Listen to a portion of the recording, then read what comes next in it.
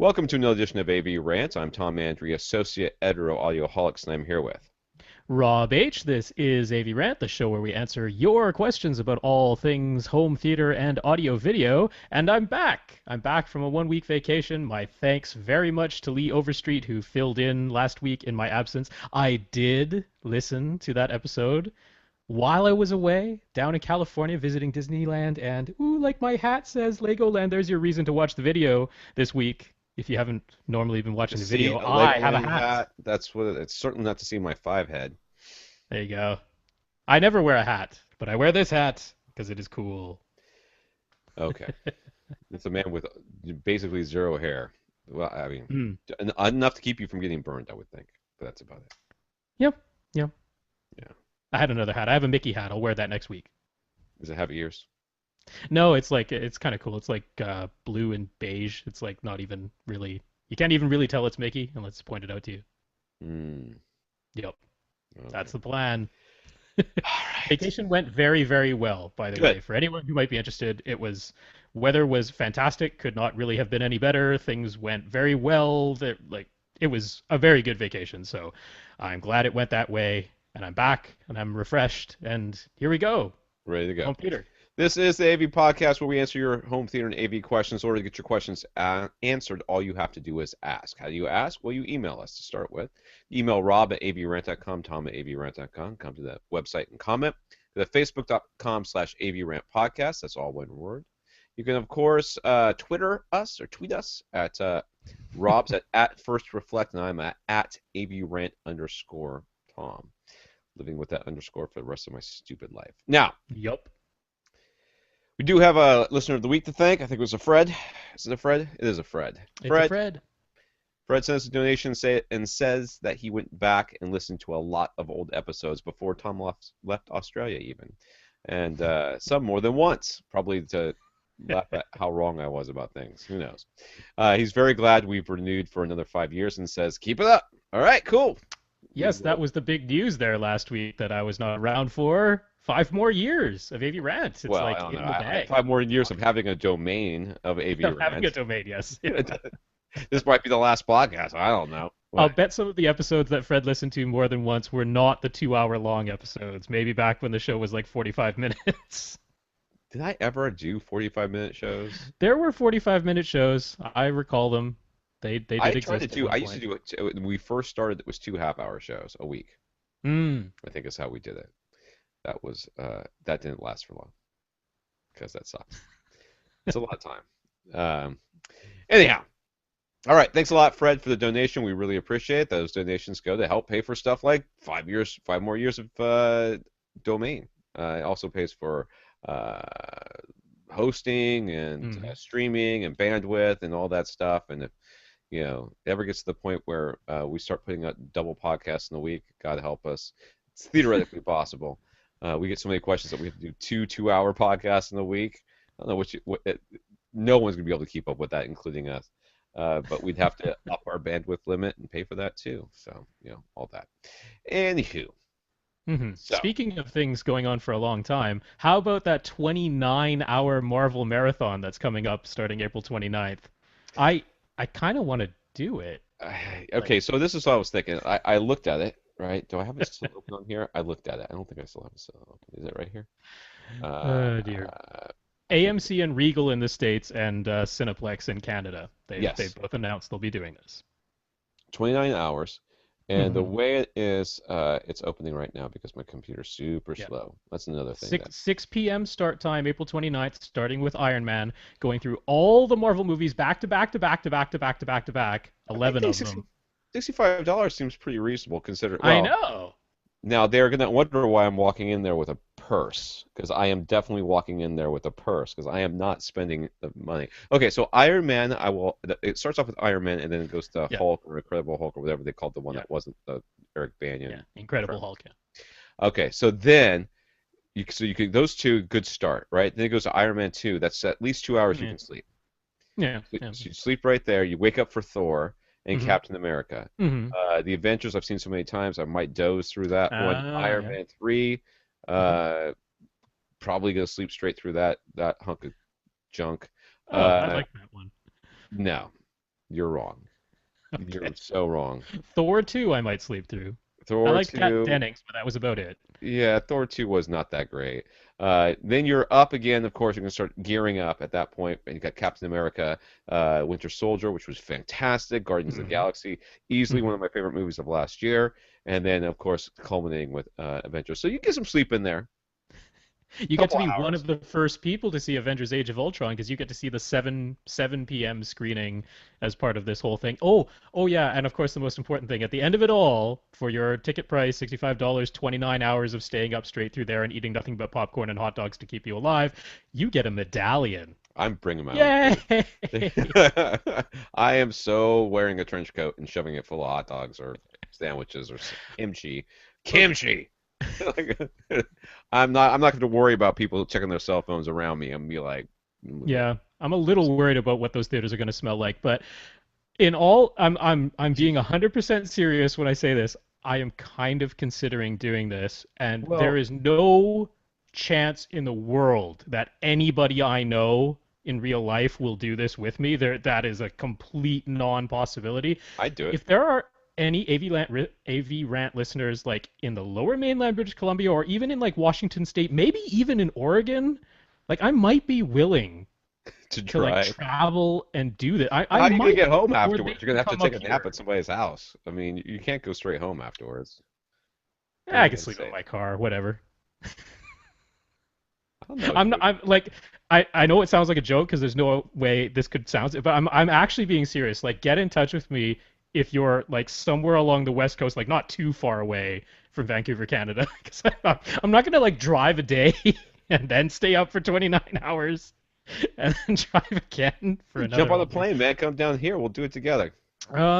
I don't have. Yeah, Yeah, you don't have kids.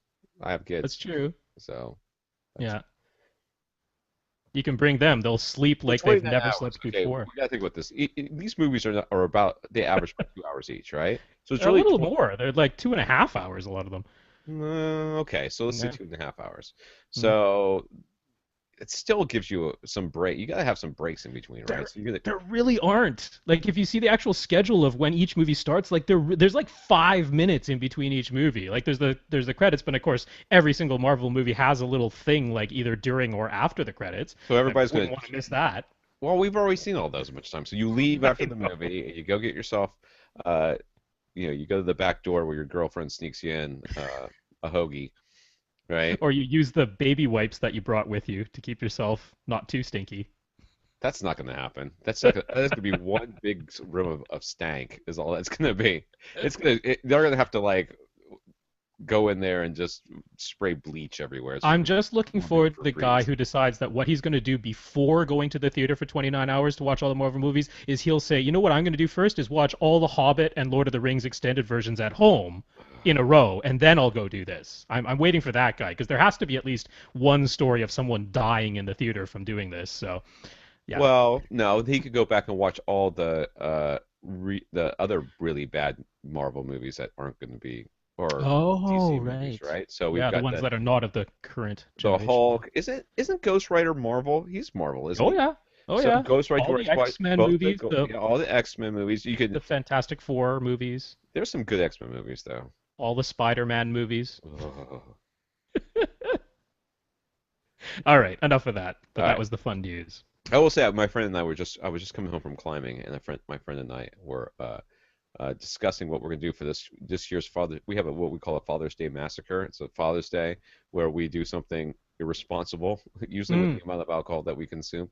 But this year, our plan is to take some exceptionally bad movies that are still kind of okay fun to watch and Mm-hmm. just make fun of them. That we're gonna do a MSTK, a 3K Mm.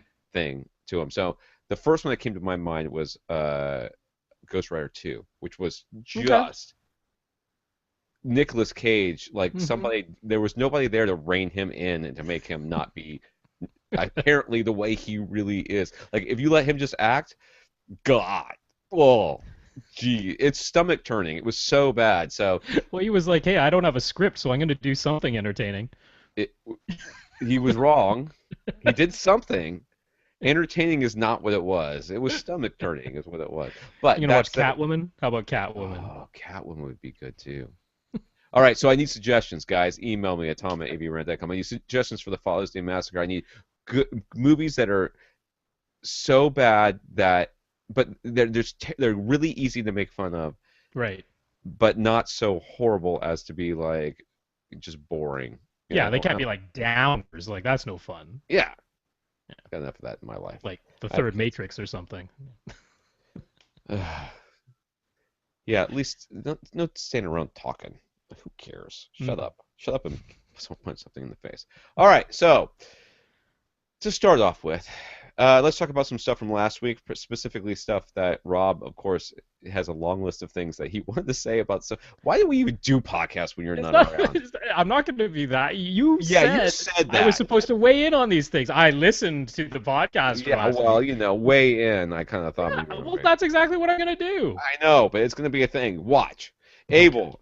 Okay, again, to remind you, Abel has a small attic room with sloped ceilings, and he wasn't sure if the Ascend Acoustic CR2s would be worth their high price tag when he replaces his Infinity Primus towers. This is one where he's got the sloped wall right behind his head and right Hmm. above his speakers. Yeah. Uh, so before we really get into Rob's take, we'd like to give a shout out to Jeb on Facebook, who wrote to say that he has a similar ceiling situation in his small room. The very first thing Abel should do is something that Lee mentioned last week, which is to acoustically treat the sloped ceiling that goes behind his listening position. Jeb says that as exciting as subwoofer upgrade might have been, those acoustic treatments made the biggest and best improvement in his sound quality. So do those first. That's Jeb's suggestion. And I agree with that. I think that's like really the number one place to start because there's no question you're getting. I mean, the seat, just because of the sheer small size of the room, the seat is close to those reflections. Those are definitely muddying up your sound field. So yeah, I am all for that. I agree with your suggestion that the subwoofer after that will make a larger difference than anything else. But yeah, you wanted me to weigh in on those Sierra 2s versus like the Pioneer Andrew Jones speakers versus the Infinity Primus. And I always thought the Infinity Primus speakers were pretty darn good. Like before the Andrew Jones speakers came on the market, the Infinity Primus were like my go-to recommendation in that price range because they are pretty darn good speakers. So the question of will he think the Sierra 2s are worth the $1,500 price tag for a pair of them, it's like, I get what Mahi was saying because that seems to have, really sort of sunk in with a lot of people of like, oh, maybe it isn't worth $1,500. But I'm like, there's two things that I always consider, which is one, noticeable by their absence, and two, drawing you in when you're not really actively trying to critically listen to them. Because one of the issues is when you try to critically listen to a new set of speakers, very often you'll be like, yeah, I'm not hearing that much of a difference. Because when you're really focusing on trying to hear a difference, sometimes you sort of miss the forest for the trees. At least that's been my own personal experience. I've done that a lot of times myself.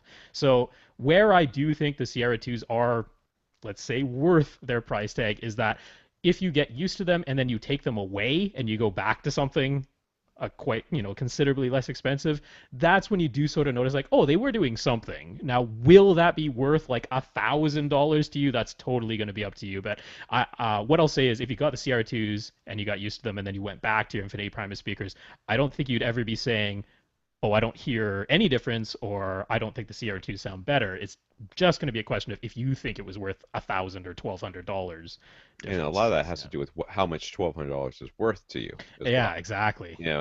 If you spend 3 months or 6 months or a year saving up that money, it's gonna be awfully hard to meet those expectations. If it's something Hmm. that you can save up in a more reasonable or a shorter period of time, that money means less to you. Yeah. Uh, Not that it's any less money; it's just a perception standpoint too. I it's really hard because you want there to be a snap, and this is what we talked about last week with Lee. You want there to be a snap like, wow, oh my God, blows Right. my Yeah. mind. And Transformative. Yeah. we get that from subwoofers a lot because people Hmm. have such bad subwoofers and they're poorly set up. And then we say, okay, get rid of your crap subwoofers and here, get these good ones and then send them up this way. So we're like, triple loading how good things are going to be. You got better performing subs. You're not spending nearly as much money as you could on those subs, based on what other subs are out there, and then you're placing them correctly on top of it. Whereas in this situation, just flat out replacing the speakers, if the room is the biggest problem or the room is a major problem, you might go, it's still kind of muddy. Right. Well, yeah, it's still kind of muddy because it's still And kind of that's exactly what's coming up next with John's question. yeah. So I'm already getting suggestions for movies, by the way. Oh, very good. Jaws 3. So that's one. That's Yeah, coming. Let me see. yeah. Let's see if there's any more on that list. Oh, Kingdom of the Crystal Skull. There's one you could do. Oh, yes. That is fantastic suggestion. Did you suggest that or somebody else? That's a good one. No, that popped into my head. So That's a good one because that movie is stupid. All right, when you go in a, oh, I'm in a refrigerator, so I'm safe. Shut up. Ooh, that's a good one. Oh man, I want to have a beer just thinking about that. All right, John, with his open, this is from last week still. With his open concept room, in-ceiling surrounds and surround back speakers, and a new $2,000 budget for 3 speakers up front that need to include bookshelf left and right speakers, we had previously recommended the Q series, but with a bigger budget, John would like more options. And Rob, I didn't really have much, and that was my fault because I started doing research and then I kind of got lost. I lost track of what I was doing. And the problem is the KEF speakers are impossible to research on their prices. mm, You know, and I actually looked. I looked at because Accessories for Less yeah, sells KEF speakers, but they don't yep. sell the R series, the No, they reference sell the series. Q series. They do sell the Qs. So Yeah, I mean, I agreed with everything you guys said last week. I mean, the Q series is still, even though they're not, filling up this entire $2,000 budget that he's now found himself with, they're still like a really good choice because I honestly think in John's case, his room is more the limiting factor than the speakers. Like you could get the best speakers we've ever heard, but put him in that room, and I'm not altogether sure that they would actually sound better than the KEF-Q series because I think that's what's going to be holding back his overall sound quality more all than the anything reflective else. surfaces and lack of room treatments and Exactly, and a placement. large open space and uneven distances to side walls and all kinds of stuff. So, the design of those KEF, whether they're the Q series or the R series, but I mean, the design of those speakers, I still really like them for a setup. But I did agree with something that you mentioned last week, which was going for a more directional speaker so that you're having fewer sidewall reflections, or at least the sidewall reflections are less powerful than the direct sound coming at you. And one way to do that is with more sort of traditional style ribbon tweeters, or what I'm going to be recommending are these folded ribbon tweeters that we're seeing in quite a few speakers now. So a couple that I think might be worth, if John can find dealers who sell these in his area, that might at least be worth an audition to him, would be Golden Ear, which I know is still Tom's favorite name for a company, but Golden Ear, they have their they have their Aeon series bookshelf speakers. They got 2 of them, and in this case, I'd probably be going for the larger ones because he needs a decent amount of efficiency and a decent amount of output in this large space that he He has. does have side-firing woofers, dude. You know? Well, they're like base radiator things, but I mean, he's going to be So crossing over to his HSU sub that he's I got. know.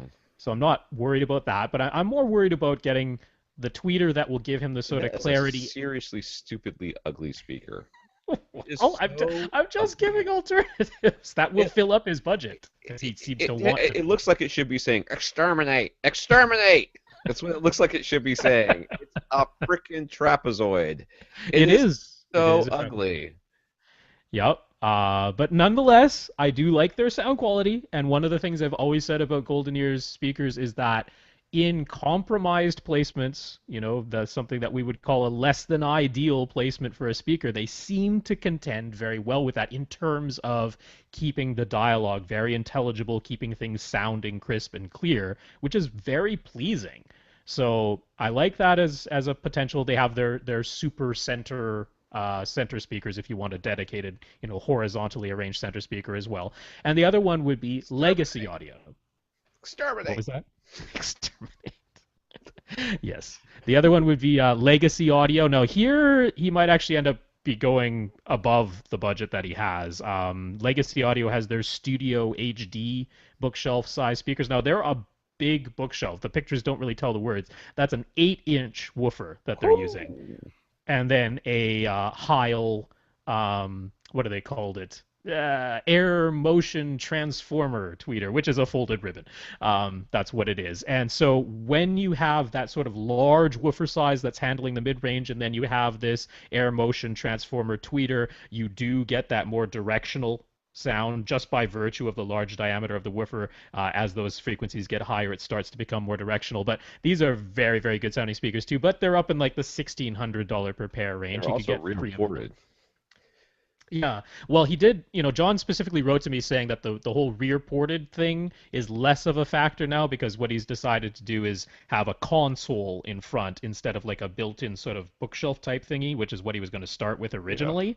Mhm. Now he's just going to have more of a console and he can put absorption behind that Yeah. console if necessary. And it's going to be about 2 feet deep. So we're less concerned about the rear porting of a speaker, but we're still concerned about these other things like it needs to be pretty efficient.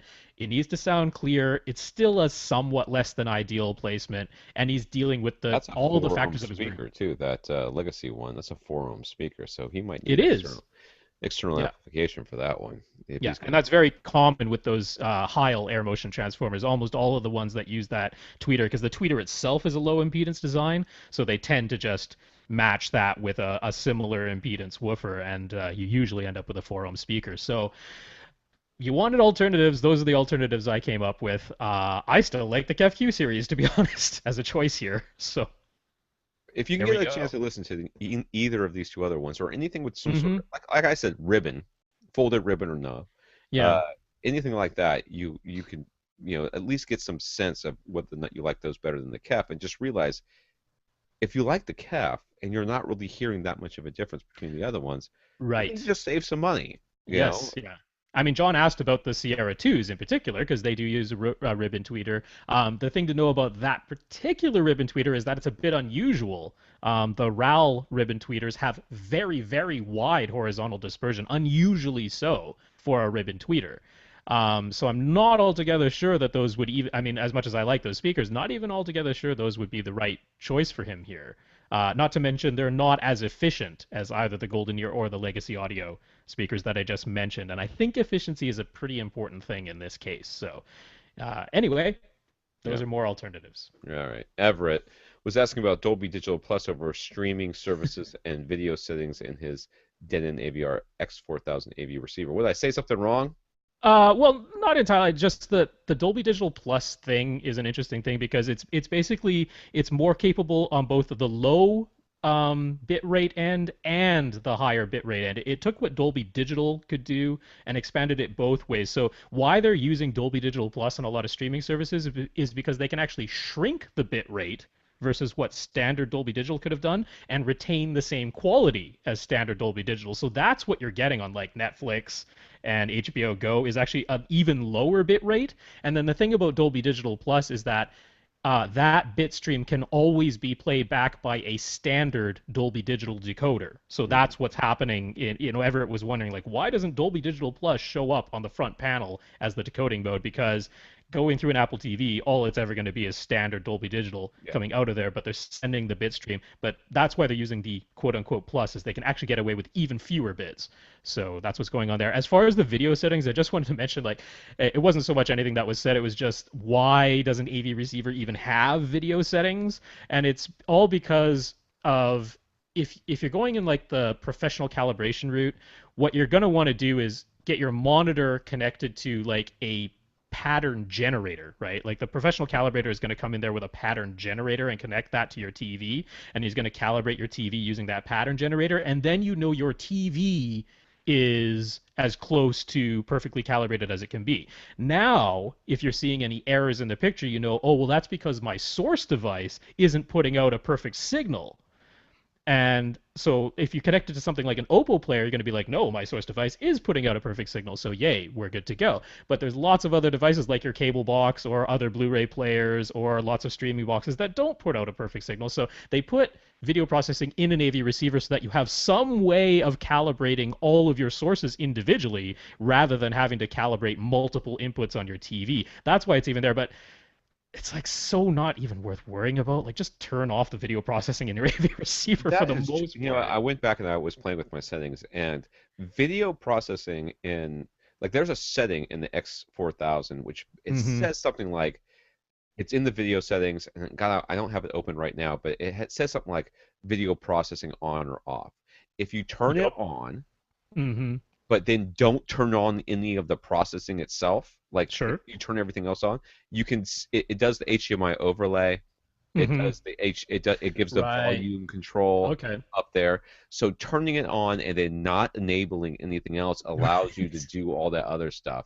So Sure. it's sort of like I turned it off. I was like, "Where's my volume control? Why isn't the volume? Why can't I see the volume?" And honestly, that's irritating not to see the volume because my stuff is around the corner, and I would have to get Right. up and look to see what the volume Yeah, is. I don't want to, the front display. So there is that. So is that Everett that we were talking? Yep. Everett, if you did something and they're like, oh, well, the volume control is not showing up, that's why. Go back, Mm. turn on the video Yeah, good processing, point. but just do not enable anything else. You don't Yeah. want any of Yeah, the rest of the stuff to happen. you shouldn't be having to worry about actual video settings in the AV receiver. Yes. I mean, they're there for the people who are really picky and saying, I want to adjust each source individually because I professionally calibrated my TV and I don't want to touch anything more on my TV. I want to leave it alone and I'll Yeah. adjust everything else to the TV now. So that's why it's there, but just don't even bother. Lastly, from last week, Andrew wanted to know if we thought the AV receiver market might be heading towards smaller, less complicated designs. Yeah, And I just wanted to say where I actually think things will eventually go, and I think it's going to take a long time to get there. But I think where we're actually headed is self-powered speakers because I think DSP crossovers just make too much sense. I think they do. It's DSP crossovers and small class D amplifiers, like small class D amplifiers do really, really well when they're limited in the frequency response. They're not trying to drive all the way from 20 hertz to 20,000 hertz, just a small fraction of those frequencies. And when the impedance curve is known really well, then you can design a class D amplifier inexpensively, small and efficient to that specific one driver. And I think that makes so much sense that eventually that's where we're going to go. And we also have groups like WISA and a few other groups in the Audio Engineering Society that are really trying to nail down some kind of universal wireless transmission standard for speakers.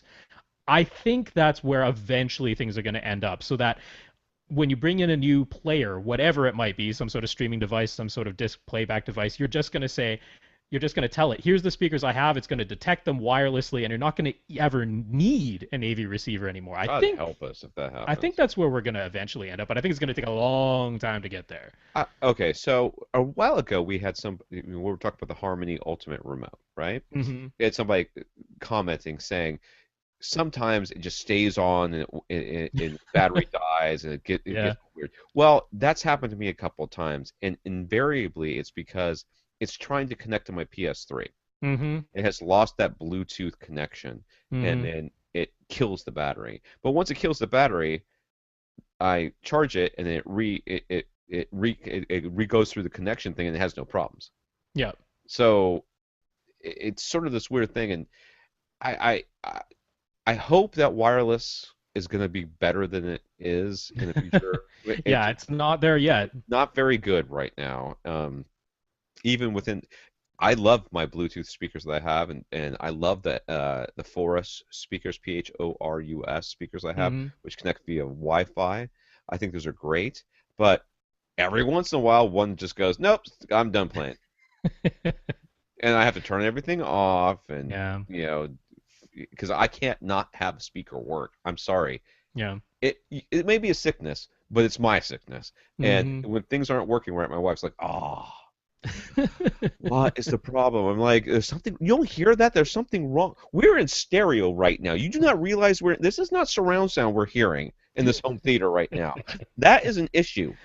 And Mm. she's like, it's fine. It's fine. I'm like, Mm-hmm. it'll be finer when I fix it. Everybody out while I figure out what's going on. And that happened just this last weekend. We had Big Hero Uh, 6, and I was like, yeah. this isn't right. Something's going on. What happened?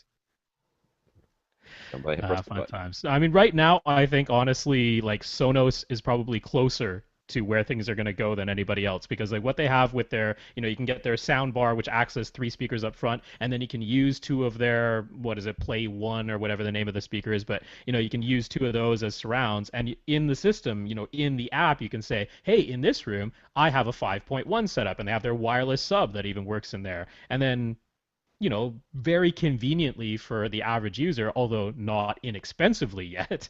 But, it does this whole wireless connection. You're not even thinking about decoding modes and all that stuff because the average person just doesn't care about that. Yeah. So I think that's where eventually we're going to go, but it needs a lot of work. Okay. Bye-bye AV receivers, in other words. I hope that's not where we go. All right, Nathan.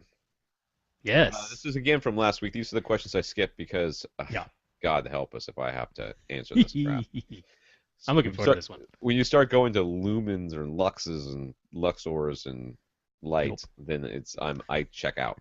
Nathan over on Facebook has an iPhone app called Whitewood's Light Meter. It gives out a measurement in lux. Nathan wants to know if there's an easy way to take a lux measurement with this app and figure out how many foot lamberts he's getting off his projection screen. The answer to that question is no, but go on. That is the factual answer is no. There is no really easy way to do it. There's no like universal constant that you can just multiply the lux reading by this and you'll get foot lamberts. It's not that simple. So to explain a little bit about what's going on here. So first of all, we start with a unit called candela. And this used to just be called candles, and you can really think of it as candles. It is a candle. It's a very specific candle. Specifically, it's a candle that shines 540 nanometer light, which is like yellowy greenish light, such that if you took a measurement with a 1 square meter surface area and you held it 1 meter away from that candle, it would generate 1/683rd of a watt. That's the definition of what a candela is, but you can just think of it in your head as it's a candle. So we're starting with that, and that's a unit of measurement of luminous intensity. Yes, intensity, the light that's hitting that 1 square meter surface area. Then we have a lumen. So a lumen is a measurement of luminous flux, and so 1 lumen is equal to 1 candela, 1 candle, multiplied by 1 steradian. And a steradian is just a cone portion of a sphere, such that 4 pi steradians make up an entire sphere. So a steradian is just, let's say you have a sphere that has a radius of 1 meter. A steradian would be, okay, you've got that 1 meter radius, and then that cone has a rounded bottom that is 1 square meter. So much like a radian in a circle is, the radius is equal to the arc that the 2 radii subtend. This is the 3-dimensional version of that. You end up with a cone with a rounded bottom. So you can think of lumens per steradian is the same thing as candela. So one is like surface area, one is like volume. That's sort of the way to think of it. So we can do candela per square meter, and we call those nits. So it's the same situation. We had a sphere that's 1 meter away, radius of 1 meter, and we're taking 1 square meter little portion of that. And Tom just took off his headphones because he doesn't even want to hear this anymore. But that is nits, candela per square meter. So you can think of that as luminance. That is the amount or the power of the light hitting that surface area.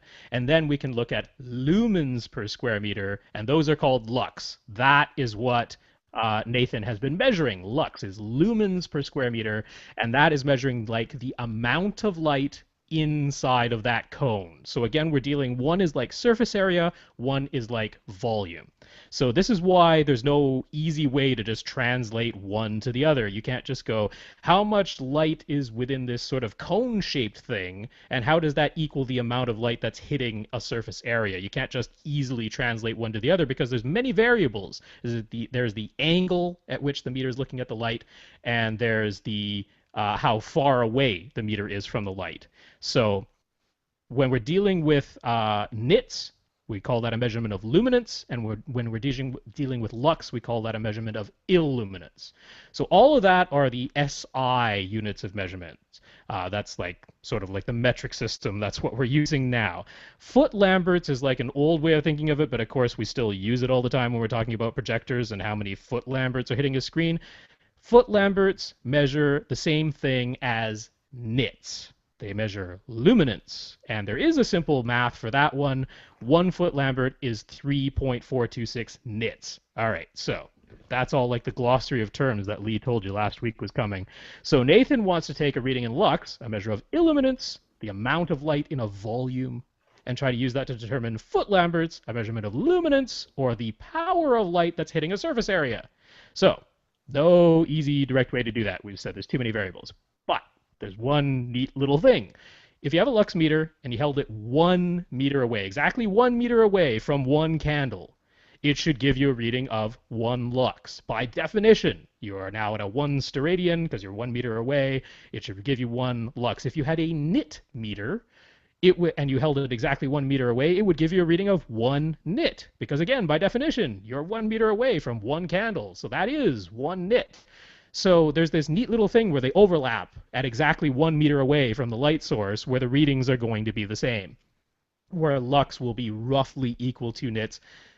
We have to assume that the light source is like evenly dispersing its light. It's not like brighter at a certain angle versus another. You have to have the meter exactly square to the light source. There's all these things to consider, but roughly that's the same. As soon as you go any distance other than 1 meter, the math gets crazy because you're translating how much surface area is the light spread over versus how large of a cone did I just create by holding it further away or closer to it. And that math is just way too complicated. So the trick here, Nathan, is hold your lux meter exactly 1 meter away from your screen. And that will roughly give you an idea that that lux reading is similar to nits. And then, of course, 3.426 nits is equal to foot lamberts. So there's your math. Hold it 1 meter away, and it really won't be accurate, but it'll give you a rough idea. Hooray! Is everybody as edified as I am by that? Yes, I laughed. You were not even listening because you literally took off your headphones and walked away. People who did not watch the video, I was he's just about like, to I'm sneeze, out. dude. It was dry. I was like sitting there. I was sitting there going, "Am I gonna make it through the whole podcast?" I'm like, "Oh my god, I'm not gonna make it through this conversation." So I had to go blow it, and I got a beer. So win-win. All right. It was very win-win. Yes, it was. And then I have to listen to all that nonsense. No, which is actually really interesting. It is interesting. It is interesting because It's I mean just he not was my like, bag. he's like, I'm holding up my lux meter and getting a reading of 15 lux. What does that mean in foot lamberts? I'm like, if I don't know how close you are to the screen, and even if I did, trying to work out the math of how many steradians is that, like it's just too much. Just hold it 1 meter away. That's your best bet. That's about all you can do. Or buy a meter, the regular thing. A nit right? meter. Yeah. All right, Infinite Gary. We mentioned a couple of weeks ago Gary's front projector has a separate controller box that houses all of the inputs. I actually wanted to look into this question for him, but then I didn't even remember what projector he had, and I gave up. It's the So, Runco. I knew that, but I didn't know which of the Runcos he It's had. their LED one.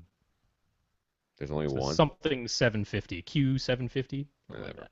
When HDCP 2.2 rolls around and is in full effect, there's a good chance the Runco can add an HDCP 2.2 support by swapping out these separate controller boxes. But Gary's wondering whether the connection between the controller box and the front projector will even support that. How does something like that work when there's copy protection involved? How is the projector connected to the box is the question. Proprietary Runco connection. Then it's fine. Most likely, yeah. Yeah, then it's fine. That's Yeah. all that matters. There's not Yeah, I some mean- sort of weird box that they can connect up to that to record off of it, Yeah. which they shouldn't be because Runco's the one that made the stupid connection. Then it's going to be fine. Yeah, as long as they can satisfy the HDMI LLC's requirements for copy protection on their proprietary. I mean, like this is how HD base T also manages to send an HDMI signal over standard Ethernet cables, because the only way to make HD base T work is by first connecting an HDMI cable to some sort of balun, some sort of transcoder Balun, box that right? It is. Balun. I don't know. Balun? I I don't thought it was Balun.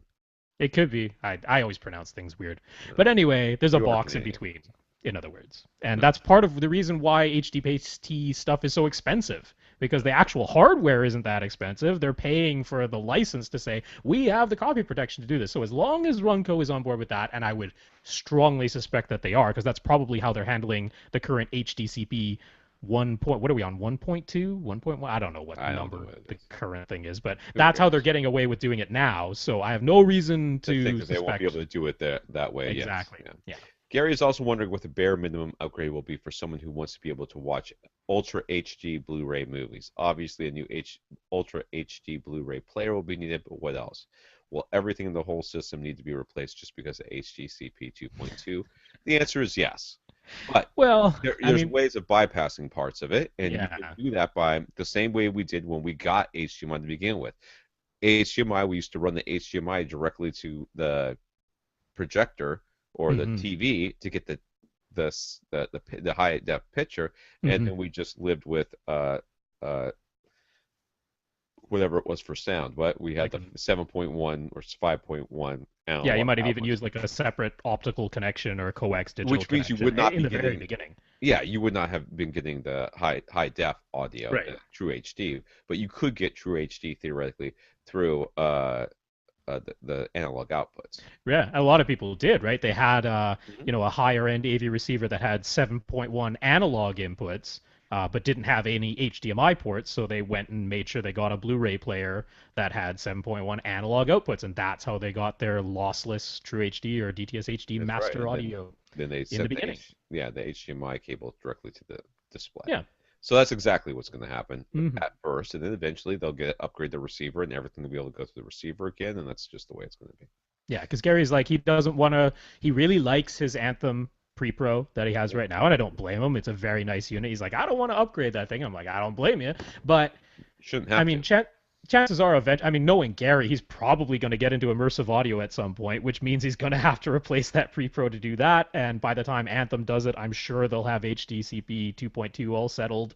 So he'll probably end up replacing it at some point, but it's going to be far enough in the future that he most likely won't have to worry about silly copy protection stuff. But yeah, the bare minimum is going to be an Ultra HD Blu-ray player, of course, and a display. Obviously, you would want it to be a 4K display, but I mean, the bare minimum is just any display with an HDCP 2.2, HDMI 2.0 input. I mean, that's the bare minimum. As long as it has that copy protection capability, it'll be able to display the movie coming out of the player as far as the video goes. So, I'm yeah, getting an that's the email bare minimum. that says that the projector sends HDMI from the projector to the controller. So Oh, I don't know. Anyways, it should be fine anyways because they're already doing it, so don't worry about it. Buddy is planning on having a dedicated. This is all from last week. mm-hmm. Those last two were ones that I think I kind of skipped a little bit, Yeah. but these are now the ones that we got to the ones that we did not skip. There's ones I just didn't get to. We Mm-hmm. had decent, we didn't do that little hour piddly stuff that Rob did when last time Lee was on. We did a real podcast. Buddy is playing. Jeez. That's what I get for listening to last week's podcast and actually being, like involved and You were interested. involved. That's what I You're get. fine. All right, Buddy is planning on having a dedicated two-channel setup in addition to a surround sound setup in another room. He's a big Hmm. fan of ESS AMT speakers. I have never heard of these. How have I never heard of these speakers? Are they Well, old? ESS is the brand, and then they've been using those Heil air motion transformer folded ribbon tweeters Yeah. for a while now. Yeah. So, Anyway, so he's intent on his two-channel speakers being a model that uses those specific tweeters, hmm and his mind is pretty much made up on these specific speakers, which are the AMT slash B1Bs. yeah, there's Um, a like very big bookshelf and a tower version. So I'm not exactly sure which of those he's looking at, but in either case, it'll be using this folded ribbon tweeter and a mid-range driver and a these large speakers, woofer. yeah, these speakers look like they come from the 50s. They're weird looking to I me. would highly suspect they're quite directional They with do look that way. It looks like it has like a waveguide, like a side-to-side yeah, waveguide on the thing, on yeah, the tweeter. It's very they're weird. It's pretty very darn weird. efficient, but then they're lower in impedance, Yeah, so like the most impedance of is them are. 6 ohms, Yeah, so which is not too no, that's not that troublesome. bad. But they're rated down to 35 hertz, and up to, of course, something above hearing because why not? And who's to prove it? Um, He'd like our recommendations for a preamp and amp combo to drive said speakers. Most of the speakers that use that tweeter end up being forum designs, even though these aren't. So he wants plenty of power. Yep. Well, if it were me, I would get a very nice dedicated receiver that has pre-outs, Hmm. that had Odyssey or Hmm. some comparable room correction system Hmm. that you would be a fan of. And then I would get a two channel, or this is two channel, right? I would get a two Yep. channel amp. Yeah, go Marantz, go Denon, go Yamaha. I think those are the three I would go for, to be honest with you. Yep. I mean, I don't know how much he's got to spend. I mean, you go Anthem, I suppose, but you know, those are the three I would consider, and then I would get myself a nice amp. And these, I mean, I don't know how revealing or sensitive these tweeters are going to be, and for the noise floor. You could, if you're really worried about it, you could get like the amp that you've got, Rob, right? Which apparently is as silent as it gets. Uh, Yep, from ATI or any of the multitude of brands for which ATI is the OEMs. That'd be like B&K, Theta, Outlaw Audio, even like a lot of Adcom and Arcam are still sort of based off the old ATI designs, even though they're not OEMing for them anymore. yeah, Yeah, there's lots of amps that are built yeah. by ATI. There's no reason to give up room correction just because you I are going know. two channel. Yeah, see, I mean, That's the buddy sent us, I think, like 3 emails in total asking sort of similar questions because he has been visiting a friend who has some of these ESS speakers, and he's like, oh, I really like these speakers, but his friend has Crown amps, which is certainly not a bad way to go. But the thing about Crown, this is because again they're going back to yeah. the whole Class D thing. Like a lot of times people ask like why are so-called pro amps often so much less expensive and yet seem to deliver so many more watts, or is it just that they have fans in them and they're physically Say that's louder? part of it. That's certainly part of it, is they very often have fans that are active and you want them in a separate room. It doesn't matter if you're powering things on a stage in a stadium, you're not going to hear the little fans in the pro amps, but in your house it might be a little bit noisy there. But very often what's really going on, and one of the reasons, like if you go to the Crown website, one thing you'll notice is they have a gazillion SKUs. Like they have hundreds and hundreds of models. And it's like, why do they have so many models? Well, because they're very specifically designed for particular. I mean, they're almost like they have an amp built for each speaker individually that they think they're going to be driving. Yeah, They lay out the exact impedance curve and the exact frequency response that they're expecting you to connect this amplifier to. And that's why they market it as a pro amp, not a consumer amp, because they're going, you better know what we're talking about. So you yeah. select the right SKU to connect to the speakers you want to drive. So it's not just as simple as, oh, I'm going to get this 300-watt Crown amp and bingo bango, everything will be perfect. It's like, it's a little bit more tricky than that. What he's basically saying is they're not quite as linear. You know. Yeah, well, I mean, it's just, they're not designed to drive every speaker in existence. Yeah, Trying to design a Class D amp to potentially drive any impedance and any curve and any frequency response, like it becomes a very expensive amplifier. There's yeah. so many filters that end up being applied. So, yeah, I wouldn't. If this guy is able to connect this thing up to a Crown amp and have it sound good, then you can definitely. I would think that you would have no problems going with something a little bit cheaper than ATI. It's something like an Emotive. Yeah, an Emotiva. Yeah, absolutely. I mean, actually, Emotiva, well, it's not any less expensive. They have a new Stealth two-channel amp, a 250 watt per channel Stealth amp that has really good-looking signal-to-noise ratio and noise floor specs on it, and really low, like unusually low gain, which is actually a way of cutting down noise, but then you lose gain, so it doesn't play as loud. But there's plenty of beefy power behind it. So they do have that, but it's not any cheaper than like the, say, 1802 from ATI. The right about in the same price range and right about in 1802 the is same 180 power. watts and two channels. That's Yeah, and that's very conservative. ATI is one of those companies that I love because they name things in ways I can remember. Like months later, I'm like 1802, 18. Oh, it's 180 watts and two channel amp. Okay, I got That's it. right. That's exactly what it is. I got But it. that's into 8 ohms. Into 4 ohms, it's like 350 watts because Yeah, that's the kind of power they can do. So yeah, I mean, I do very much like ATI. When you have high sensitivity speakers like these ones are, I tend to favor something with a very low noise floor, so you're not hearing any hiss.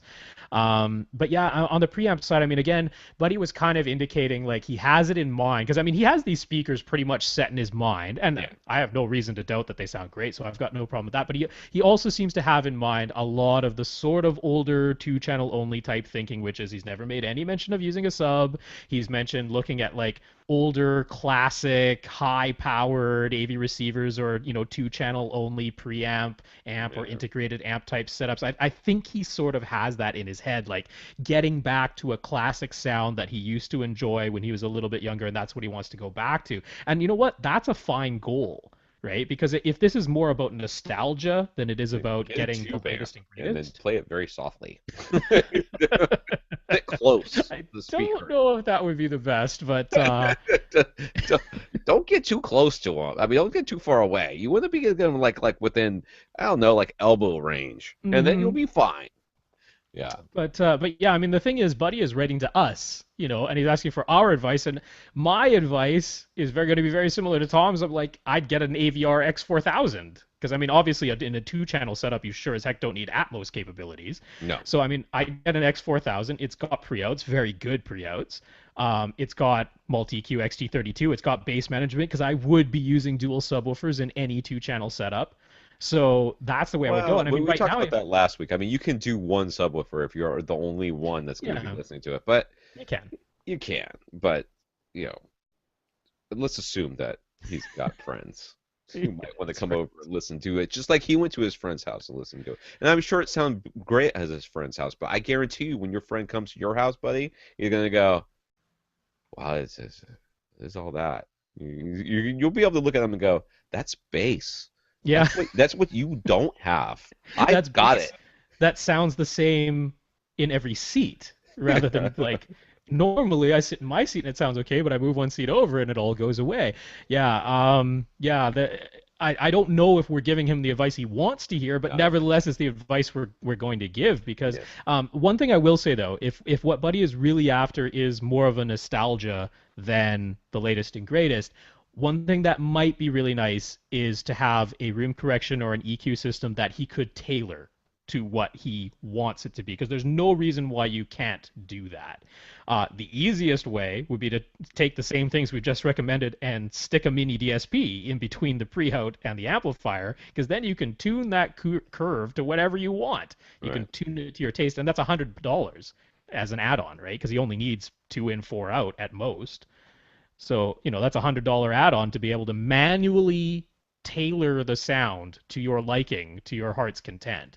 But the other way would be to go to like what you mentioned with Anthem, because Anthem's ARC, Anthem room correction system, does allow you to manually adjust the target curve. So that's another way to go. Tom, you still there? I am here. I am Okay. here. I wasn't Don't sure worry. if you were frozen or not. I am not frozen. I'm just being very still. All right. Now, so buddy, don't hate us. That's our advice. John was running an Ascend acoustic speaker setup with the Onkyo TX SR705 AV receiver, which had I Odyssey have that receiver. You know you do. Multi-Q XT. He liked the sound a lot. He wanted more HDMI inputs though, so he bought a Sony STR-DN 840, which I have no idea what that is, which has a room correction system that John describes as, at best, crap. Now he hates the sound. Yup. Okay. So we've talked a lot about AV receivers not really sounding very different from one another. So John is wondering what's going on. Is something to do with a certain brands of AV receivers only sounding good with certain brands of speakers? Is it a brand to brand or a model to model thing? Is it all in his imagination? No, it's I the don't most. think it's all in your imagination, It's Tom. certainly not in your I don't think imagination. that. It's certainly the Sony room correction system or whatever Sony's doing to it. That's certainly the difference right there. I would think that if he turned everything off on both receivers, they would sound very similar.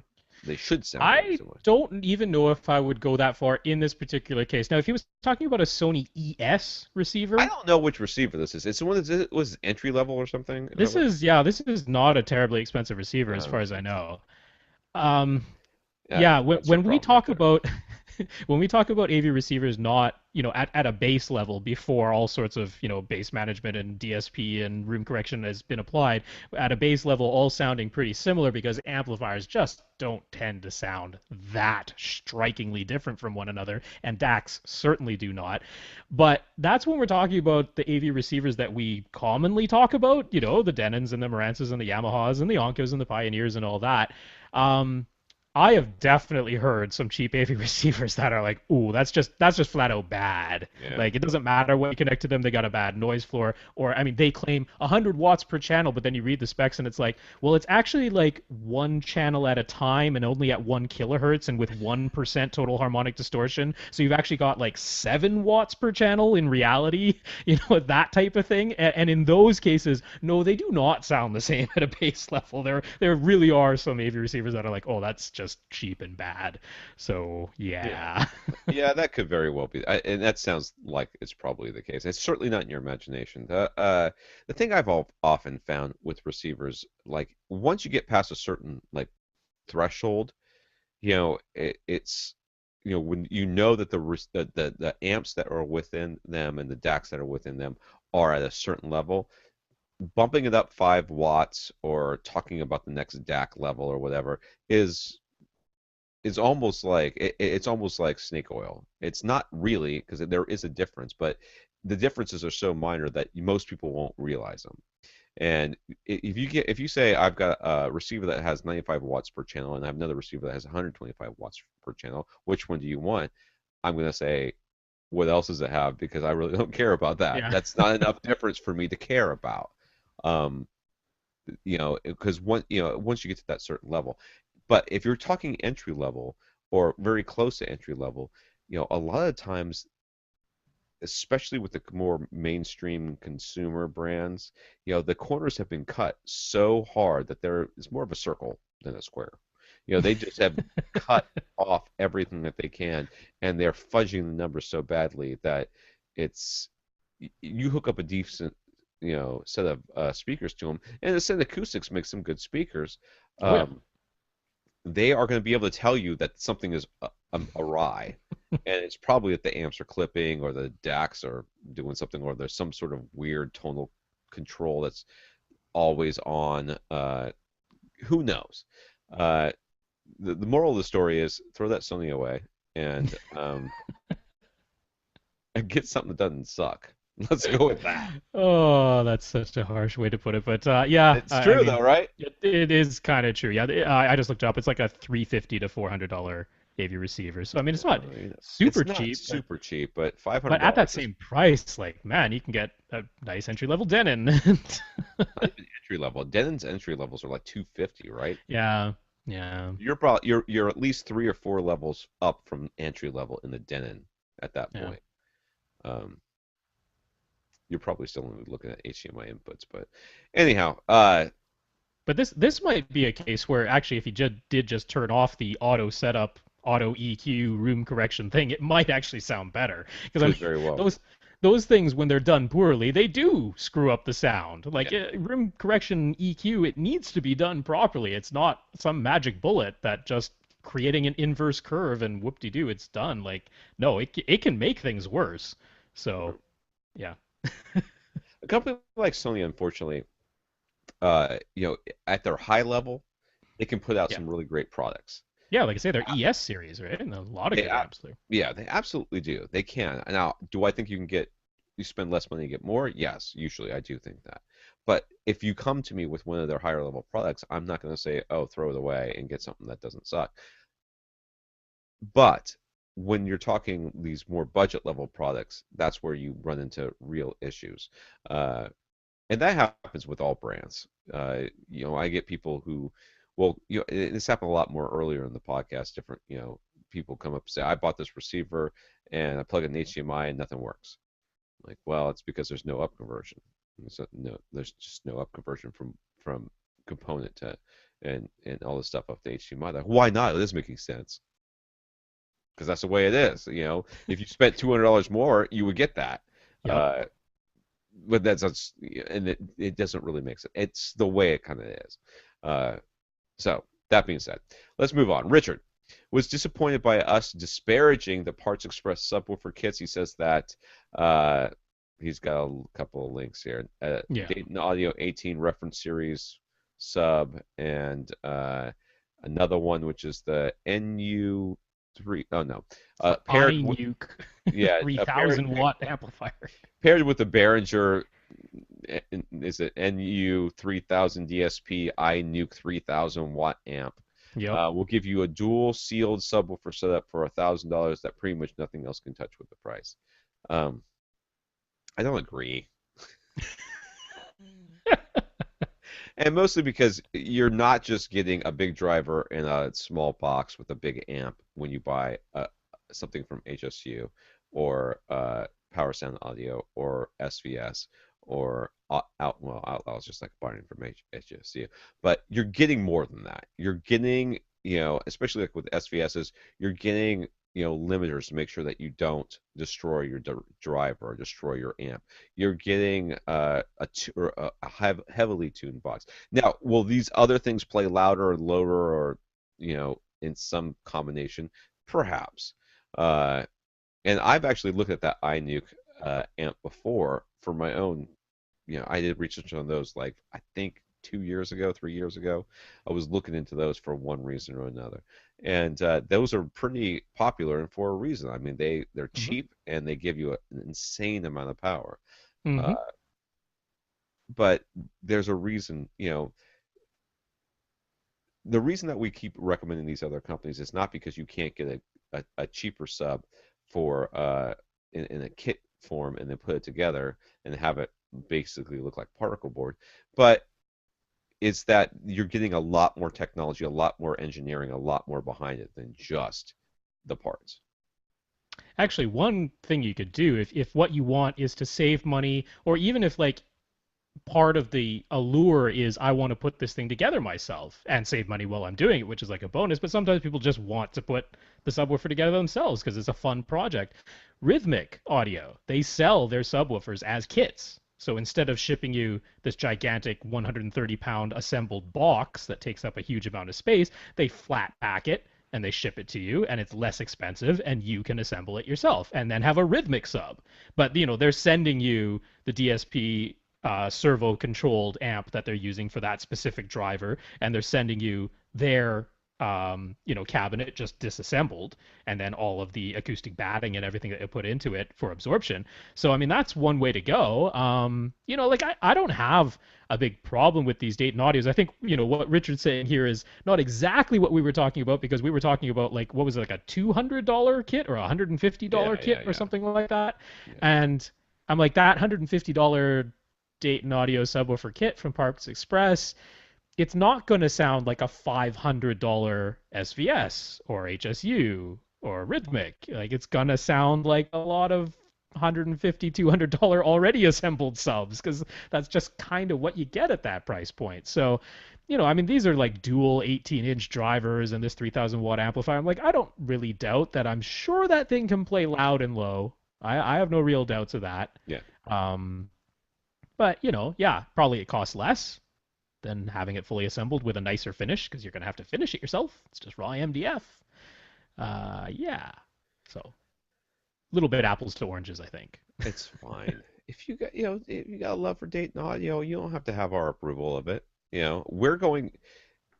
There's a very small select group of people who want to assemble their own subs. All right, Mm. and most of the people that are asking us for their advice, our advice on this podcast, they are not looking for us to tell them, here's a way that you can assemble your own sub. They're going to be like, I don't want to assemble it. I want you to tell me where I can buy one from.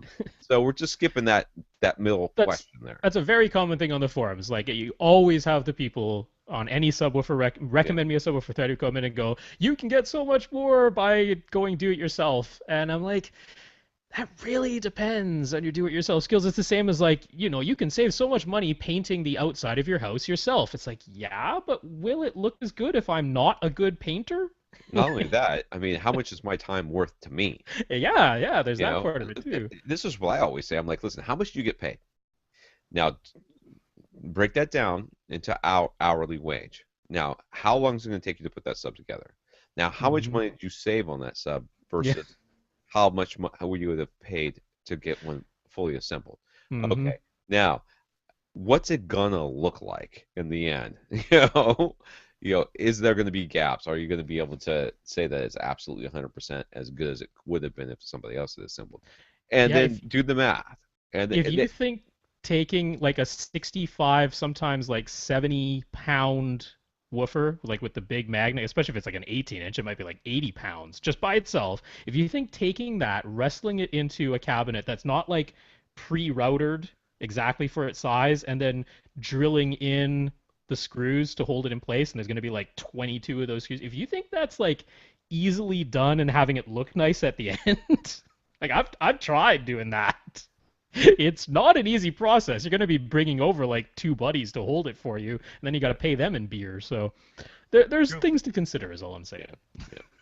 Anyways, all right, Jonathan. This is new for this week. Mm-hmm. Jonathan went through the 400-page Order on Title II Reclassification document and co-wrote a white paper entitled "The Net Neutrality Order. It's Worse Than We Thought."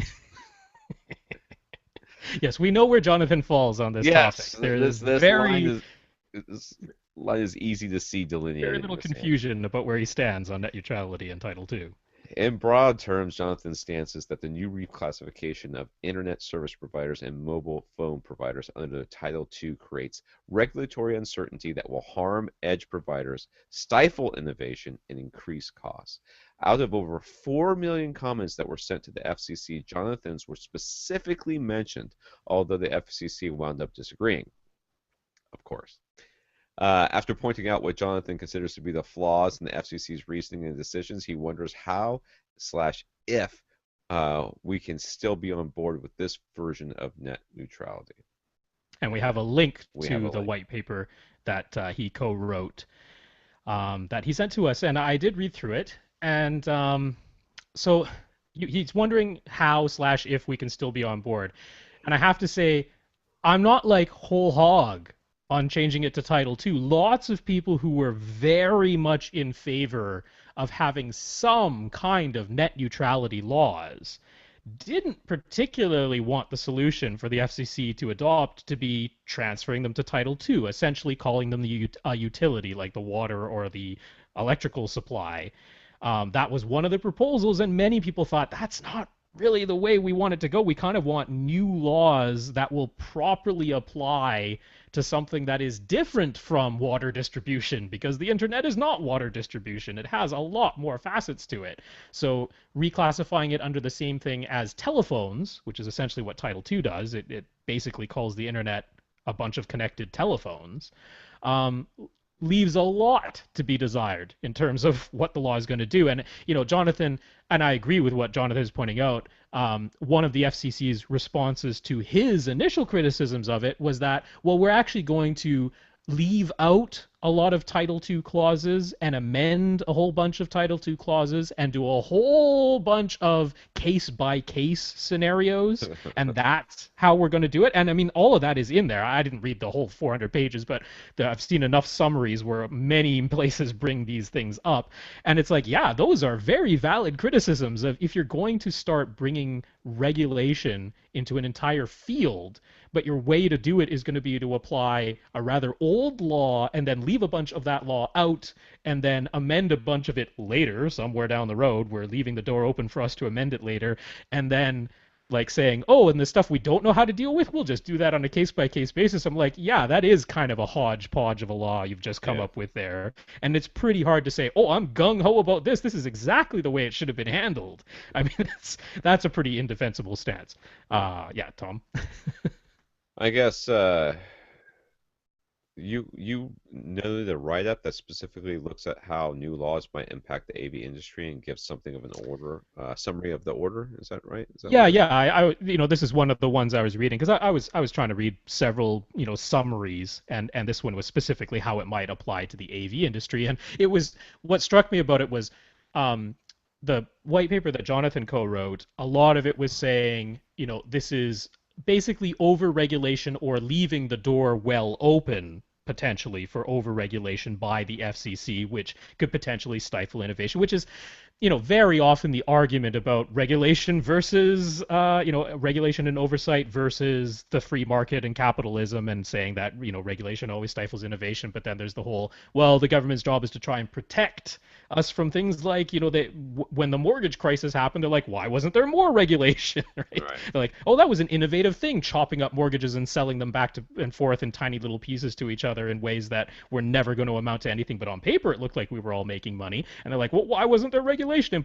in place? Because it destroyed the economy. So, this is why I'm still in favor of there being laws about net neutrality. And this is basically a start. It's just saying the FCC tried to have net neutrality rules in place before, and they got sued by Verizon, and they lost.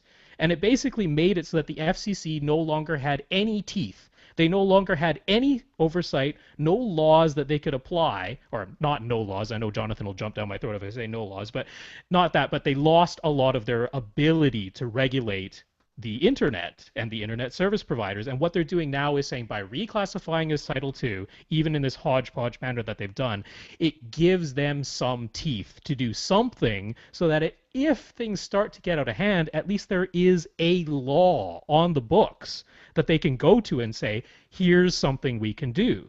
The problem before was there's no law. So if there's no law, nothing's illegal. I mean, that's not a great situation to be in when you're a consumer looking at, what do I want my internet service provider doing and pricing and competing and all of these things. So am I happy about the way things currently stand? No, but I think it's better than having nothing at all, because at least now they can amend what they have, which is exactly what they said they're going to try to do. Will it be stupid and slow and full of red tape and lawsuits? Yes, but there it is. From my time of working with the government when I was in the school district in Jacksonville, I will say that it often feels to me, as somebody who's been in the middle of it, that those people should not, in any way, shape, or form, be in control of anything. Because they are literally. I say this from a place of I don't want to say love, but of understanding that they are in a situation where their jobs are 100% dictated by things outside of their control. So that means that if you go into work and you do twice as much work as everybody around you, and you stay twice as late as everybody around you, and you come in twice as early as everybody around you, and your work is twice as good, on top of just being twice as much as everybody around you, you will get the same damn raise everybody else gets. And that crushes the human spirit. It absolutely crushes innovation. It crushes everything. So that's why when you go into the DMV and you see those people and they're just like, why are you here? What do I have to do? They have been crushed by the mechanism of government. Well, that's sort of working the for the union versus private sector argument, right? That's what often comes up it is in there. somewhat that, but really it's just that was just my experience. So you say, I'm glad there's some regulation because now they can do something. There's a big part of me that understands what you're saying, but there's a bigger part of me that goes, oh God, don't let those people have any control, because it will just go down the rabbit hole of nothing happening ever, and when it does happen, it'll be the wrong thing way late. So there's a big part of me that believes that if we had just left the thing alone, that eventually they would have tried to have charged Netflix through the roof or something, and we would have all gotten mad, and then there would have been some sort of 3 or 4 day, we're all angry, and then they would have backed down, and then we would have gone on to the next thing. Well, as a society. Yeah, just to circle back to the second article that we'll link to in the show notes over at avrant.com. The reason I chose that specific one to contrast with Jonathan's is because their stance was basically, we have these new rules, but because they've left so much of Title II out, and because it doesn't apply, like they have what they call the protected internet service, which has the unfortunate acronym of BIAS, because it's broadband internet access service or something like that. But anyway, the acronym for it is BIAS, which is a horrible thing. It makes for good headlines. but there's so many aspects of the internet that are left out and left, quote unquote, unprotected by this new terminology and calling internet service providers under Title II. They're saying, oh, the regulation doesn't go far enough. So it's funny because Jonathan's saying, oh, this looks like too much regulation that's going to stifle innovation, so we don't like it. And then the other side is like, well, this isn't enough regulation, so we don't like it. So I just thought the contrast of those two, both sides are unhappy, but for completely polar opposite reasons. Yeah. So On a more yeah, fun note, that's Jonathan also sent us a link to a Washington Post article in which they describe how we see and identify colors, aside from a basic explanation of the photoreceptors in our eyes. The article also goes into the psychological and linguistic aspects, suggesting that our cultural upbringing actually influences our ability to see certain colors. Um, it's really interesting. I had a psycholinguistic instructor very early in my psychology career when I was an undergraduate, and uh, some of the research is just fascinating about how mm, language forms, not just you know how our language forms our brains, how it impacts how we see things, how important language is to us, and how we relate to our world. yeah, it is an interesting article because I mean actually the reason Jonathan sent this is because I mentioned that whole thing about the dress that came up on Right, Twitter right. That's a where stupid thing. some people saw it as white and gold and some people saw it as blue and black, and it was a fairly easy explanation because it depends on basically the ambient lighting around you and how the contrast shows up on your screen relative to that ambient lighting, what it is you'll end up seeing. It's an optical illusion, but it brought to the fore in the zeitgeist of anybody who's following Twitter this whole idea of how can two people be looking at the exact same image and see two very starkly different things that they call completely different names. So I mean, this article goes in a grander scope than that, but like one really interesting thing, they're talking about studies that were done in certain areas of the world where their word for a color is different than the English word for that same color. Like they made one specific example where one group had a word that basically encompassed both blue and green. So when they saw anything in that sort of bluey greeny shade, they had one word for it. Oh, And so they showed this like wheel of like 9 squares that were all the same shade of green and then one that was blue. And they couldn't describe which of those squares was a different color because their language didn't have a word for it. So in a way it affected their ability to at the very least describe, if not literally, like see in their brain, but they couldn't describe which of those squares was a different color because in their language they were all the same color. seems like a So really simple fix. yeah, like point to the one that's different, Yeah, right? it seems like I should be able to go, okay, which one's different? That one. What's that? What's the name of that one? Blue. What's the name of all these other ones? Blue. All right, let's come up with a different word for that one. Yeah. Tell you what, I'll let you name that color. You'll be the guy, and that will the name the color. You'll be the name the color dude. Name it. But there was some interesting history stuff they went into, like just going back through older languages and how like we first came up with words for black and white before any of the colors, and then how like in versions of I'm forgetting which culture, so I won't even say it, but like they would only describe things as like sky or sea, but there was no word for blue or green, or how red came up with like red was like the So they first color just we came up spoke with a a word for. metaphor, like that episode Yeah, of Star Trek, yeah. The Next Generation. So it's The interesting, this. Gilgamesh one. Come on, the Gilgamesh one. That was awesome. That was But at so the stupid. That one made me laugh. I was like, God. All right, we have got to go on. It's almost 11 o'clock, and we're not halfway through these Well, because questions we yet. started like 40 minutes late, That's dude. your That's what fault happened. for Oh, is it now? Me sitting me here having waiting for you to show up. bad traffic. We got That's stuck right. in traffic. That was not my fault.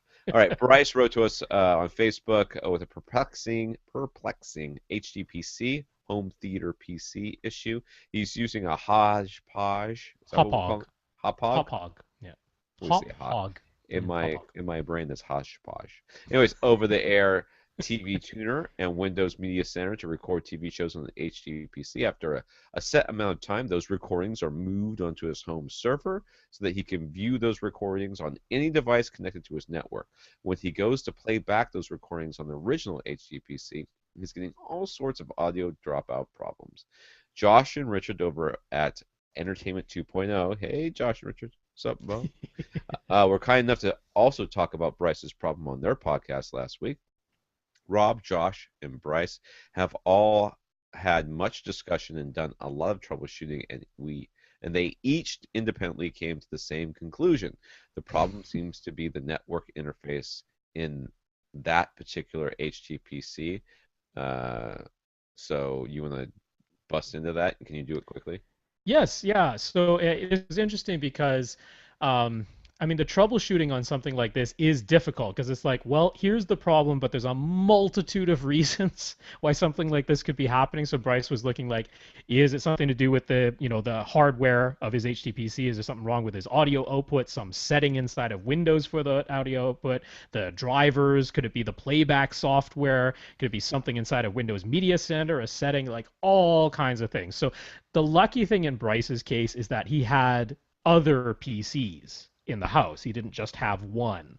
And he could also just like move the file back onto that original home theater PC and just play it locally rather than pulling it across the network from his home server. And he could pull it across the network off of the home server onto other PCs. So we basically nailed it all down to there was nothing going wrong with the recordings because they would play back fine sometimes. I mean, that was another option too. What if the Hop Hog tuner is just failing to record the audio properly in the first place? Well, no, it did play back okay sometimes. And other PCs were able to play it back smoothly over the network or locally, or if he played it locally on this home theater PC, it would work all right. So out of all of that, we all came to the conclusion it must be something to do with his network because he actually did make some network changes on his router, and for a little while it worked, and then it fudged up again and it started getting these audio dropouts again. So at the end of it all, Bryce actually just wrote on Facebook today, just before we started the podcast, and he's like, he bought a new network interface card, a new Ethernet card, plugged it into his home theater PC because previously he was just using the Ethernet ports that were built onto his motherboard.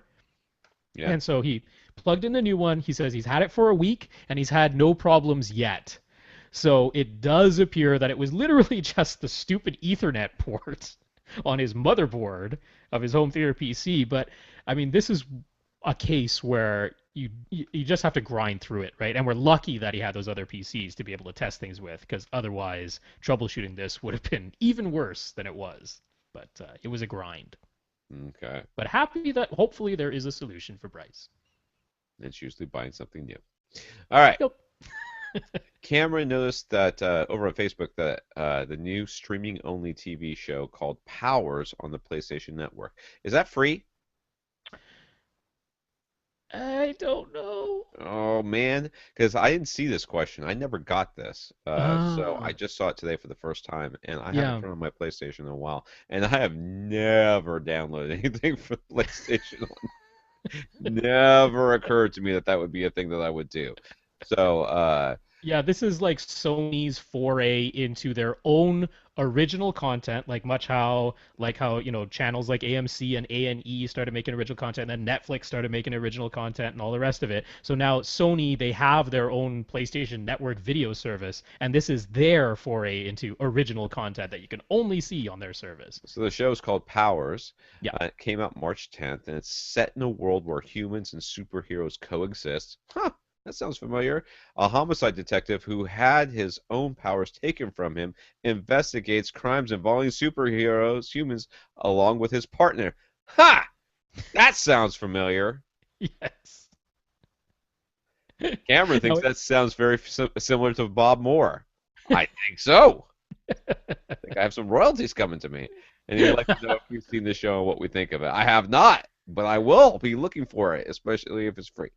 Yeah, I have not watched it yet. Now, to be fair, it was based on a comic book. It's not directly Marvel, like Marvel owns the company. It's one of those things where there's like a smaller company that, is owned under the umbrella of Marvel. But it was a comic book, and I don't know if it predates Bob Moore. So maybe Probably doesn't. you'll have to, Thieves. maybe you'll have to pay them royalties, Tom.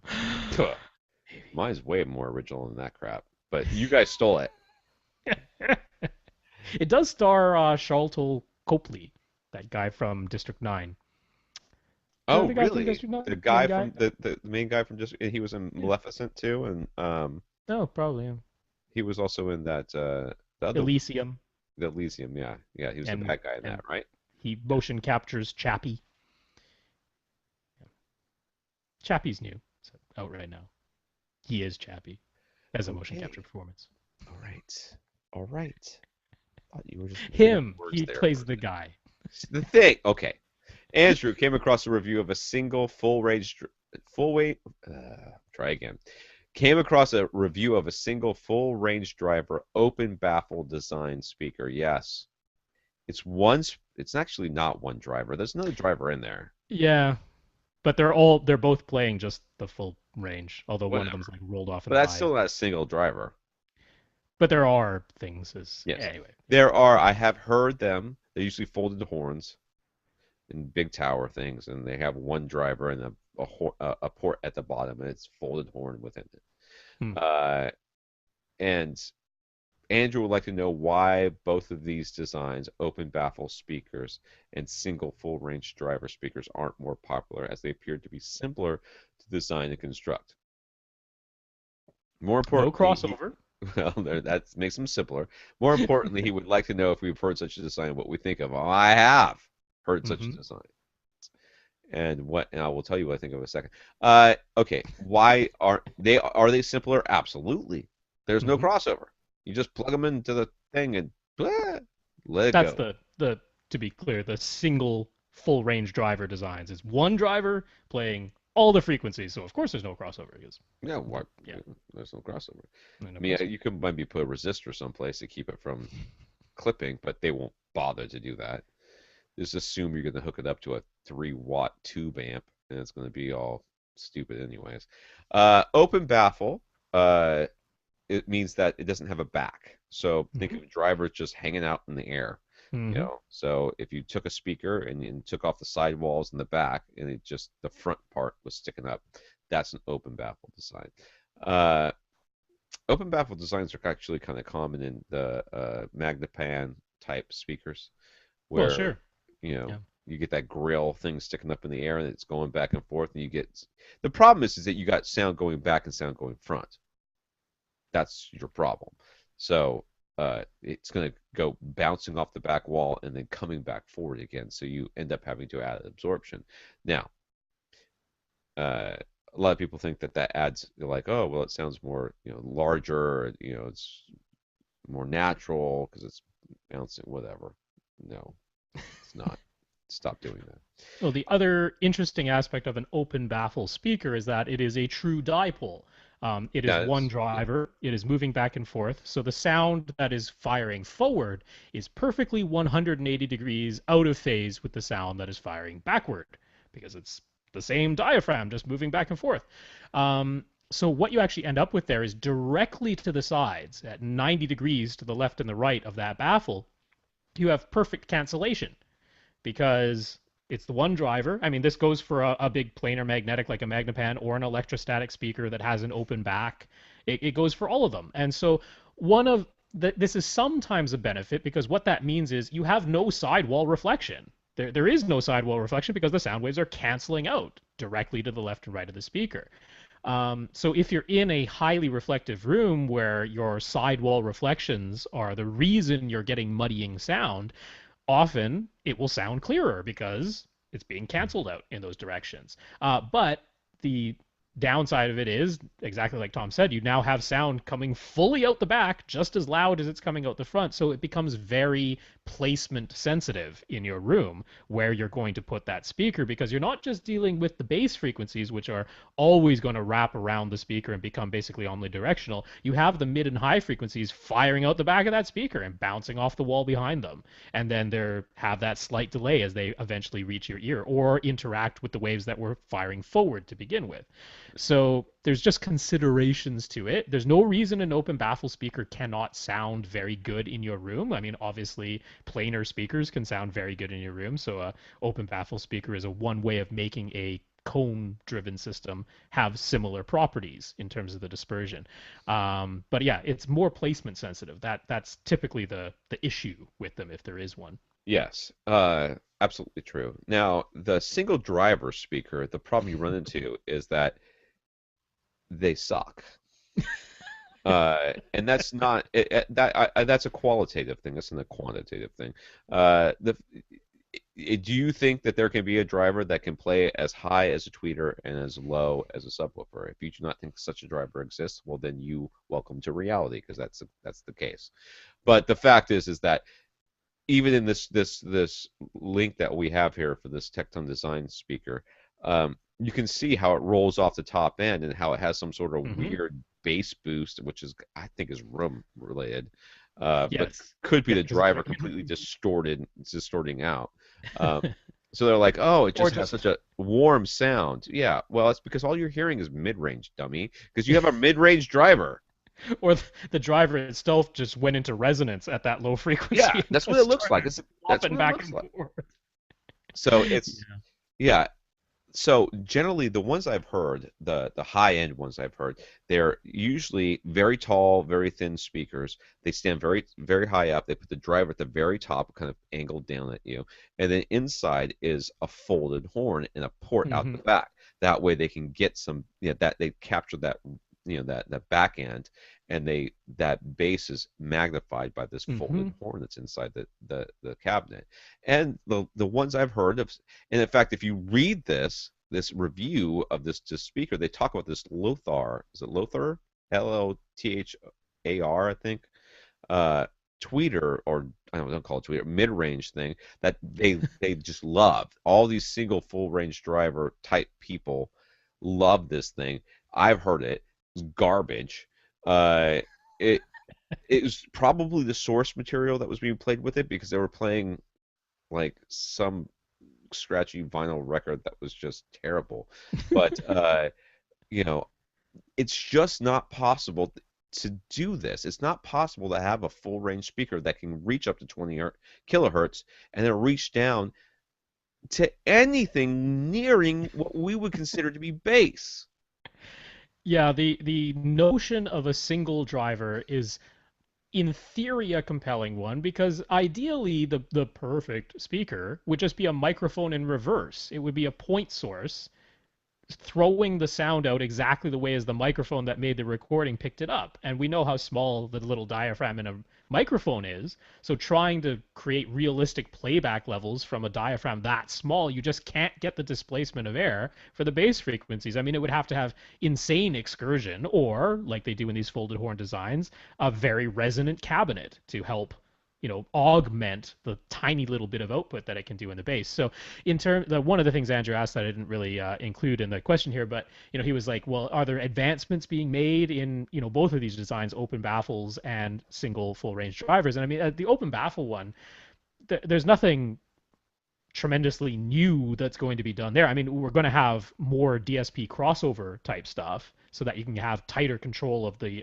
drivers and less interaction in the crossover ranges when we're not using a single driver, when we have a mid-range and a woofer and a tweeter that happen to be in an open baffle. So that might be some advancement there. But in terms of the single full range driver, the most promising thing is like what C's is doing with their woven polymer, where they can actually not just choose the stiffness to mass ratio of the entire cone, but they can actually like pinpoint areas of the cone to be greater stiffness to mass than that because it's this woven polypropylene material that has good self-damping. So I mean, in terms of the material science, we could see some advancement in a single full range driver using that type of material. At that point, you might as well just put a tweeter in the dang thing, though, I right? know it's still just a problem of displacement. You just can't displace enough air from a small driver, and if you use a large driver, it's going to become extremely directional at high frequencies because that's just the physics of it. So there's no real way to make a truly excellent single driver speaker I unless mean, you're sitting very, very close to it. I'm Yeah. just, yeah, exactly. And I'm not saying that it's not possible. I'm just saying it's Well, not right now. like we have tons of single full range drivers. They're called headphones. That's right. Right? But they have to be very, very close to your ears. That's all. So there you go. Get some headphones. Yeah. On that note, James got in touch with us to share the news that he has finalized the design of his own open-baffle speaker kit, and that he has things in place for an automated cabinet manufacturer, and that he's already taken a couple of distributors. He's currently using a passive crossover, but thanks to some of our suggestions, he has a DSP crossover in the works. So, yay!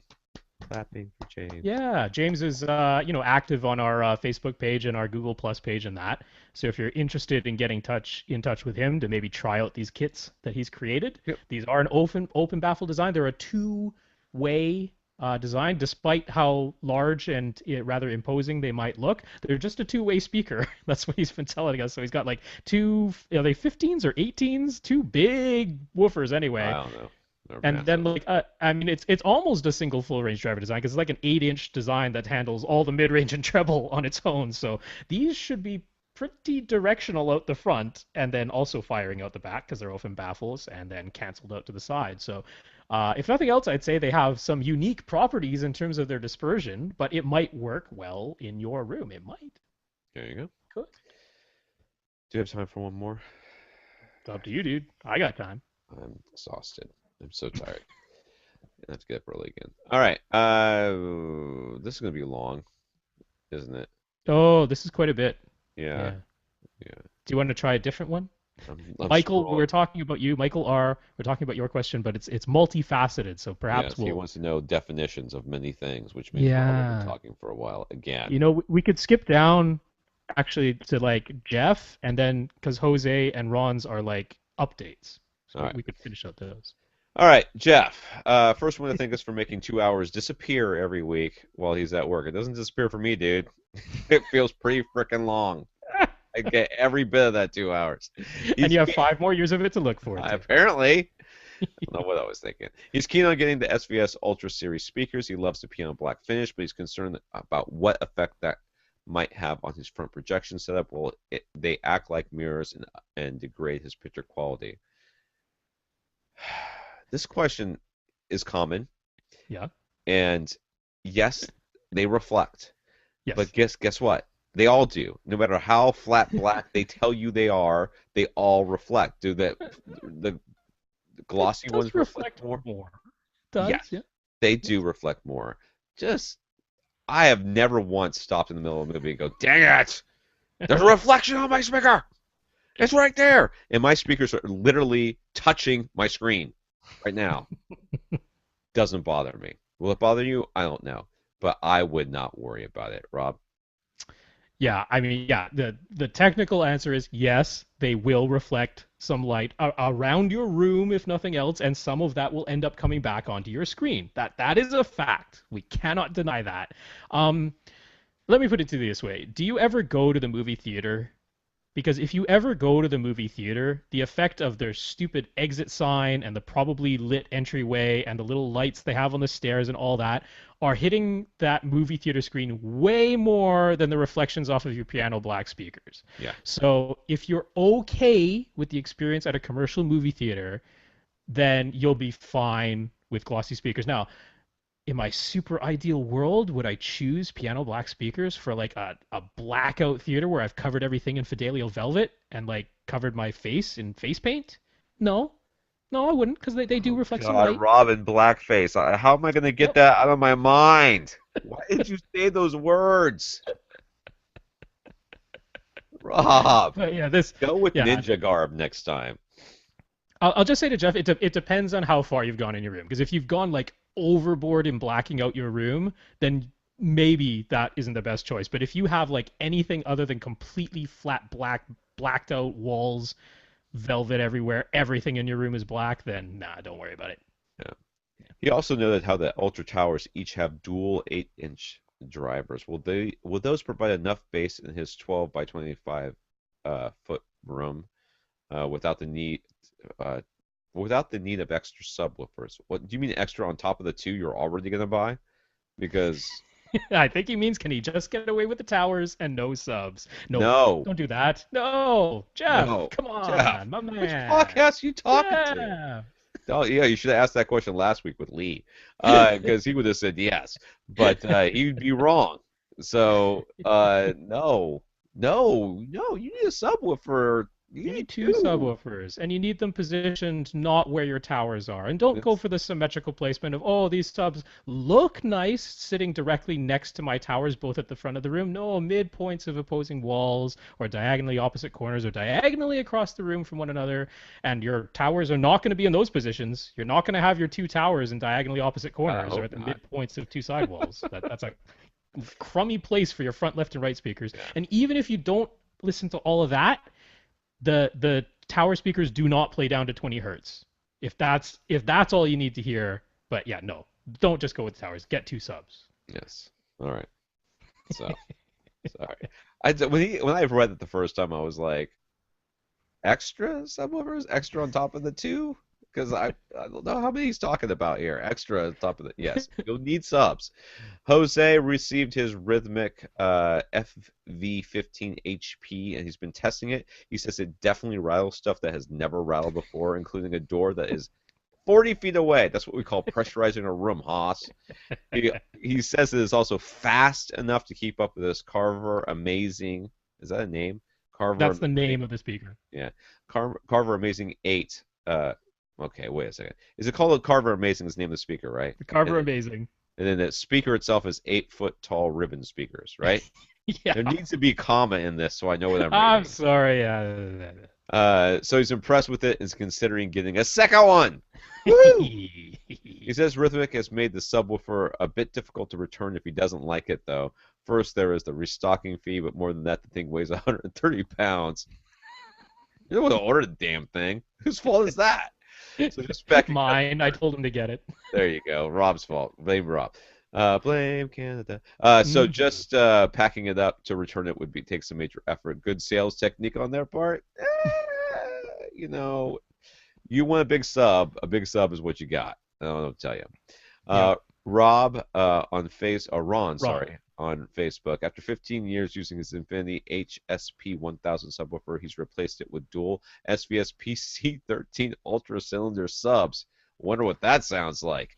Sounds like things falling down. He's setting them up now, and he's looking forward to giving us a full report on the bass in his theater.